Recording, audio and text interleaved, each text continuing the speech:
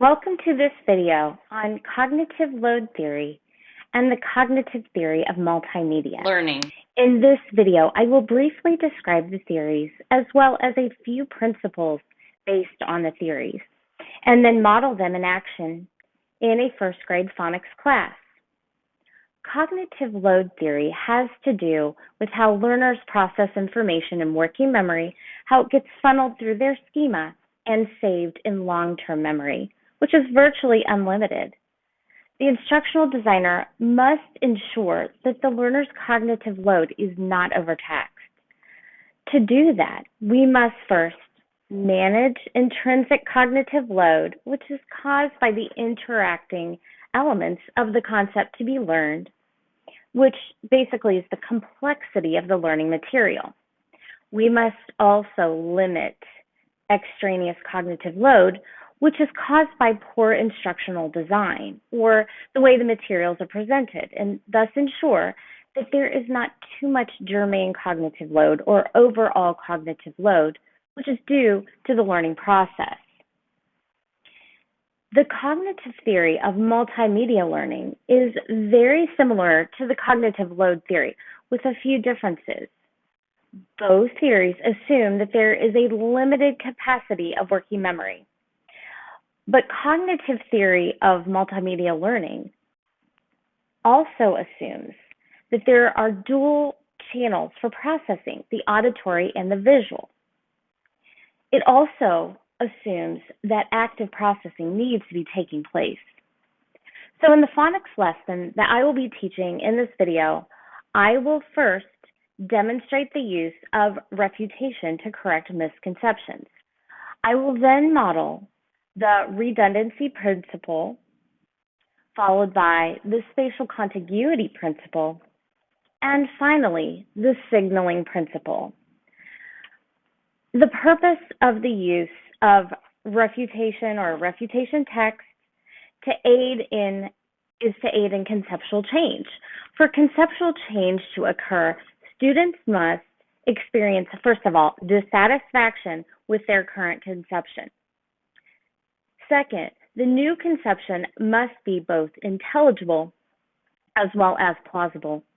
And finally, it must do a sufficient job of explaining why the concept works as it is presented in the lesson. So refutation or refutation text is helpful to facilitate this conceptual change in that it poses a common misconception about what is going to be taught, and then it corrects that misconception, thus offering a new conception that is plausible, understandable, and it helps the student understand why the new conception works in that given situation. So in the phonics lesson that I'm about to model for you, the model of refutation will be that a common misconception when new readers see the vowel I, they may assume that it is always pronounced with a long I as in ice, whereas some of the time, especially when the letter I appears in the middle of a word, it is a short vowel, I as in pig. So in the example that I will display, the pig sound spelling card, which will happen to have a green background, and for the purposes of the phonics lesson, that green background is going to signal to students that that's going to be a short vowel sound. The image of the pig also reminds students that it is a short vowel sound. The visual is also showing the example of the redundancy principle in that instead of displaying the text of what I will be saying to the students, I will verbally say the information. And the visual cues from the card will help students process both what I'm saying through their auditory channel, as well as select the visual cues of the image of the pig and the signaling of the green background, which reminds them that the spelling I makes a short vowel sound in that instance. The next principle that I will model or demonstrate is the spatial contiguity principle. I will model this with picture-in-picture display with 3 sound spelling cards being displayed.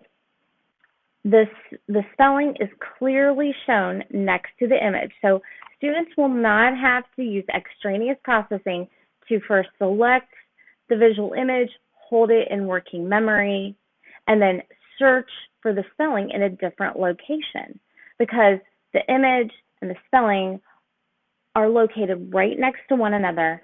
The students are going to easily be able to select the image and the spelling and process them together to form a mental model, thus reducing cognitive processing.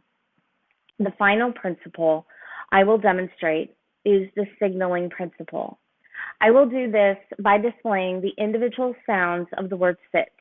Each individual sound will be signaled with yellow highlighting, and when I ask for the blends of two or more phonemes, I will signal this with a loop underneath the phonemes to be blended.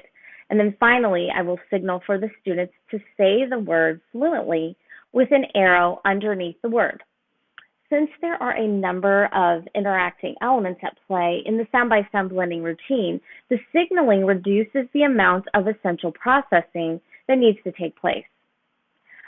Let's begin our phonics lesson.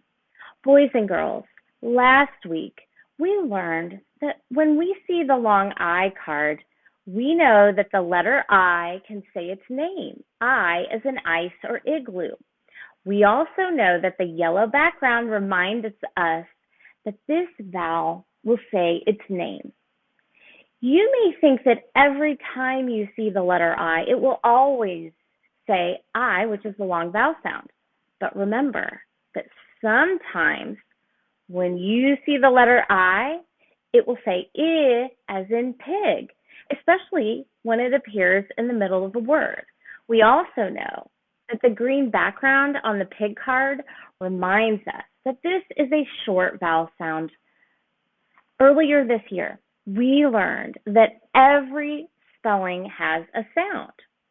For instance, we learned that the spelling I says I usually when it's in the middle of the word as in pig. So now let's review a few sound spelling combinations that we have already learned. Here we see the sausages card with the spelling S. What sound does that spelling make? Yes, that's right. Next, we see the pig card with the spelling I. What sound does this spelling make? Yes, I. That's right. The green background reminds us that this is a short vowel sound. Finally, we see the timer card with the spelling T. What sound does this spelling make? T. Yes, that's right. Now, we're going to do something really exciting. Did you know that you can use the sound-by-sound blending routine to blend individual sounds and spellings together to make words? Yes, you can, and we're going to do that right now. Boys and girls, what sound does this letter make? That's right. Boys and girls, what sound does this letter make? That's right. I. Now, blend these two sounds. That's right. S. Next, what sound does this letter make? That's right. T. Now, let's blend the whole word. Sit. That's right. Now, boys and girls, say the whole word. Sit. That's right. Great job, boys and girls. I hope you have enjoyed this video modeling a few principles that support the cognitive load theory as well as the cognitive theory of multimedia learning.